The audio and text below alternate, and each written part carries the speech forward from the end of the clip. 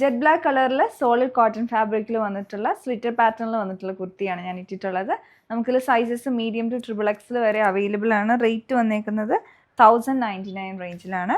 ഇതിലോട്ട് വന്നേക്കുന്നത് കലംകാരി ഫാബ്രിക്കിൻ്റെ പൈപ്പിംഗ് ഒക്കെ നെക്ക് ലൈനിൽ വന്നിട്ടുള്ള ഒരു കുർത്തിയാണ്. അതുപോലെ വരും. നെക്കാണെങ്കിലും നല്ല round neck with long slit ആയിട്ട് വന്നേക്കുന്നതാണ്. V cut pattern. അതിൽ പൈപ്പിംഗ് ചെയ്തിട്ടുണ്ട് കലംകാരി ഫാബ്രിക് വെച്ചിട്ട്.